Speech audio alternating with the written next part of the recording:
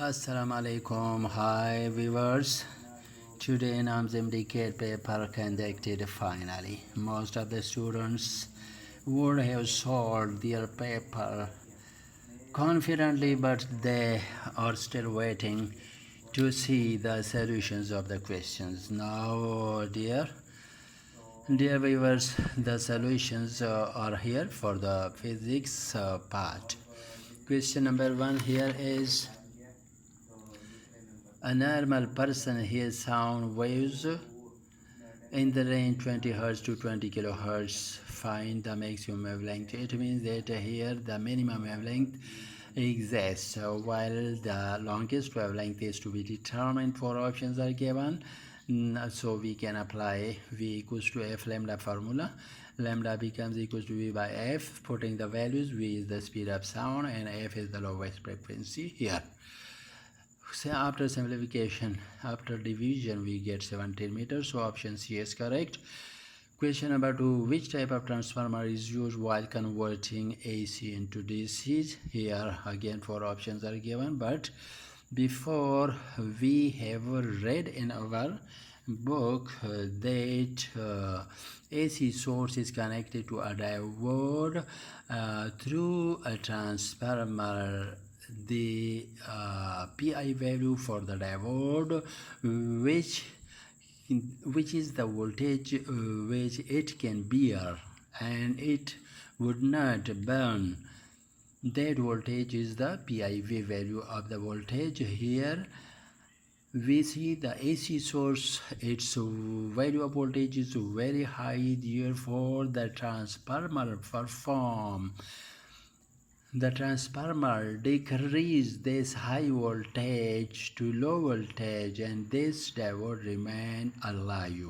So the transformer decrease the voltage, therefore it works as a step down transformer. Now question number 3: negative temperature coefficient. Here different substances are given, four options. So option number C is correct. Here on the base of temperature coefficient of resistances, substances are of two types: PTC and TC. PTC is abbreviated as positive temperature coefficient of resistance. Those substances are conductors, analyzed, etc., while NTC, negative temperature coefficients of resistances, here are the semiconductors and diodes. So this option is the correct one. Now question number 4: if the electric field intensity between plates of a capacitor is double, then the stored energy becomes. So here are four options, and we can apply the energy stored formula of a capacitor is U equals to half epsilon R epsilon naught intensity square. Here the intensity value is given to be double. This is the condition. So put here in place of E, we put 2E, and square comes over 2 and E, so becomes 4E square. 4 is taken common, 4 is taken out, is common, and this value remains inside the bracket, which is the original energy stored by the capacitor when the intensity is E. Thus we see that the energy stored by the capacitor would be quadrupled when intensity becomes double. Question number 5: a capacitor can be fully charged. Here four time constants are given in four options. Option A 1 RC, 2 RC, 3 RC and finite. Here we can apply the charging equation of a capacitor. Q equals to Q naught into 1 minus e power minus t by RC. Plug here t equals to infinity and then simplify, and finally we get Q naught. It means that when time becomes infinite, then the charge comes on the capacitor equals to maximum value, which is not possible practically. So the correct option here is the infinite. Question number 6, where the resistance increases, 4 drops are given. We see that here current is increasing, here current is decreasing, here current is again increasing, here current is constant. It means that here resistance decreases, here resistance increases, here resistance, current increases, but resistance decreases. Here current is constant, so resistance is constant. Therefore option B is correct, where the resistance increases, because current is decreasing. We can also find it from the slope taken here. Tan theta equals to perpendicular over base. So here a triangle is to be made where perpendicular is I, base is V, and theta is the angle here in the triangle. So tan theta becomes equal to I by V, and applying Ohm's law where we can find that I by V equals to 1 over R.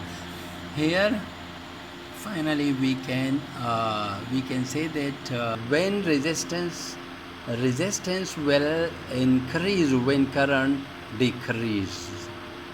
Therefore our conclusion is that option B is the correct one. Now question number 7, the process in which the supplied heat to a system converts totally into internal energy. Here 4 options are given. Now we check whether which one is correct. So applying first law of thermodynamics equation, here is del Q equals to del U plus P del V. But here in this case, if we take V constant, it means that del V becomes equals to 0. So put and plug value of del V over here, we get this term equals to 0. It means that del Q equals to del U. Here supplied heat totally converted into internal energy. It means that isochoric process is the answer for question number 7. Now question number 8. The data was like this: primary current, primary coil current, primary coil input voltage. These two values were given, and on the secondary coil, the secondary coil current was also given, but they want to find the voltage on the secondary coils. So here are 4 options given. Solve, apply this formula: V is divided by Vp equals to Ip divided by Is, and solve for Vs. We get 100 volts. So in these options, option A is the correct one. Question number 9, for the minute hand. In a minute, the number of degrees, it means that minute hand when 1 minute passes, the second hand completes 1 round trip, and the minute hand will be displaced from its position. So they are asking about the number of degrees the minute hand passed. So here option A is correct, because option A here its value is 6 degrees in whole cycle if you want to find. So in what there are in 1 minute. In 1 minute there are 60 seconds, so multiply these, we get 360 degrees. It means that the answer should be 6 degree. Question number 10 is the question was like this, that input current was required to be found. Here the other data was input voltage was also given, the output voltage was given, and the output current was given. Beside this, efficiency of 100% was also given. It means that from this data we see that formula fit here. Eta equals to IV output divided by IV input into 100%. Now putting the values, and the IE input is the required parameter here, so its value comes out to be 10 ampere. Apply formula like this, and you can find the required input current. Now question number 11, angular motion of an object with diameter 20 meter, distance or we can say arc length covered 100 meter. Find the angular displacement. So here we see that the distance covered on the arc of the cycle is given and diameter is given. So apply the formula is equals to r theta, theta equals to s by r, and replace r by d by 2, then 2 goes up, so we get 2s divided by d. The values are here, but we put the given values here, and finally the answer is in red. Here you have to take the correct one is option number C for 11. Question number 11. Now question number 12, here is a nucleus given. Here some decay occur, and this parent element converts into a daughter element. Here the atomic mass here remains the same, while atomic number or charge number decreases by 1. It means that here two things are required. So A option is given, B is given, C and D. So we have already read in the chapter nuclear physics that here one particle is decreasing. It means that the this side atomic number must be equals to this side. So 1 is the atomic number for the particle, while the atomic mass number will remain the same. It means that mass number is 0, so that particle is beta plus 1 0. So beta decay is occurring, and the accompanying particle with the beta particle is neutrino. It means that these phalanx require beta positive and neutrino. Option B is correct.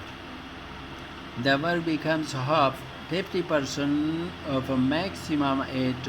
We have to find the angle for which the work becomes 50% of the maximum.